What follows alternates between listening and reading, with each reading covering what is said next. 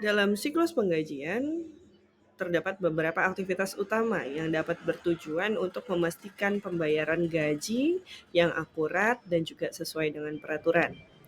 Nah, aktivitas yang pertama adalah memperbaharui file induk penggajian.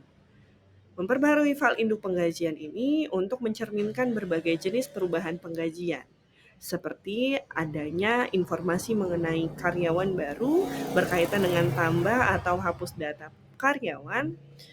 Selanjutnya ada pemberhentian berkaitan dengan adanya kenaikan gaji, promosi, perubahan posisi. Dan juga adanya perubahan informasi mengenai potongan gaji, yaitu berkaitan terkait pajak, tunjangan, dan kewajiban lain seperti asuransi kesehatan, asuransi ketenagakerjaan, dan lain-lain.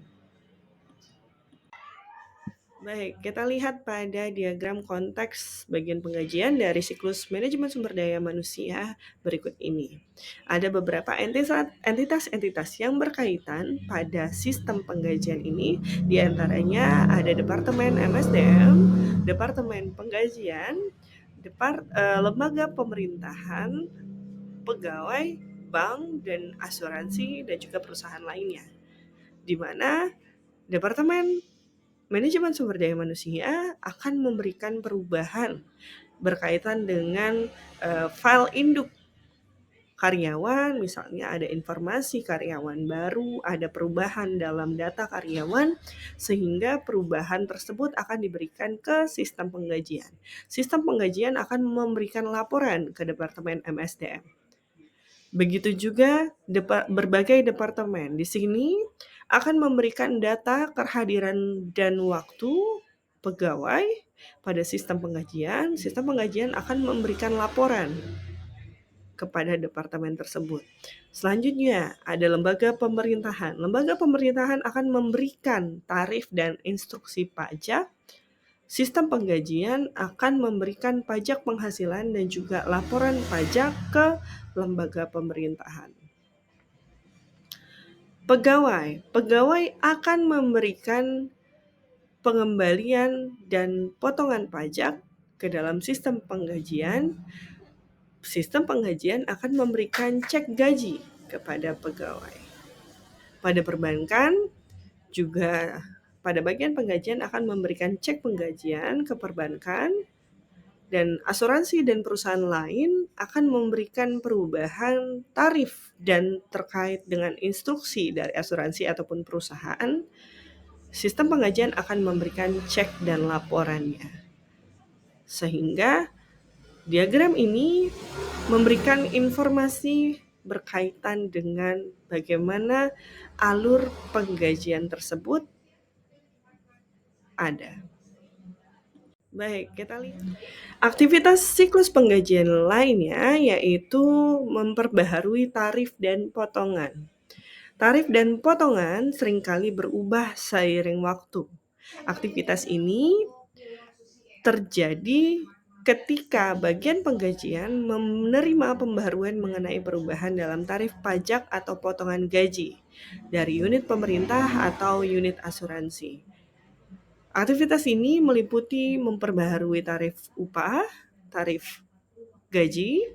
Selanjutnya ada juga penyesuaian potongan yang berdasarkan undang-undang pajak, asuransi, atau pemerintah.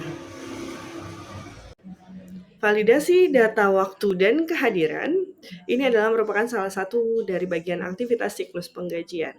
Informasi mengenai waktu dan kehadiran pegawai datang dalam berbagai bentuk, bergantung pada status pembayaran pegawai.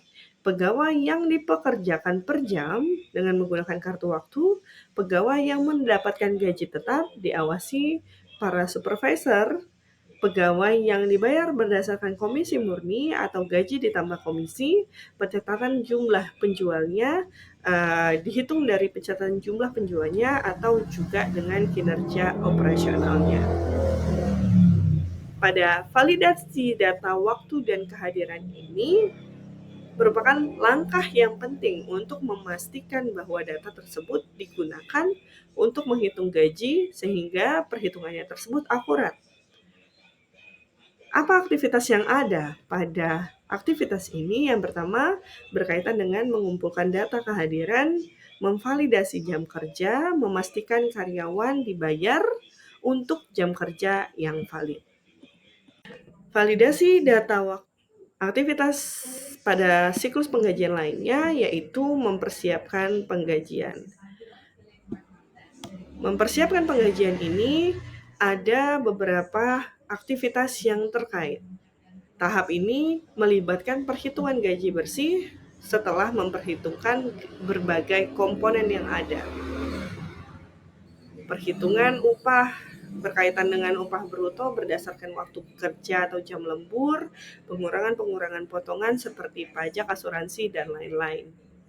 Nah, aktivitas yang ada yang pertama adalah file transaksi penggajian diurut berdasarkan nomor pegawai. Setelah diurutkan, kemudian digunakan untuk seperti yang saya sampaikan sebelumnya, yaitu digunakan untuk menghitung gaji kotor, kemudian dilakukan potongan penggajian. Nah, daftar penggajian tersebut dan cek gaji pegawai dicetak dan diberikan kepada pegawai.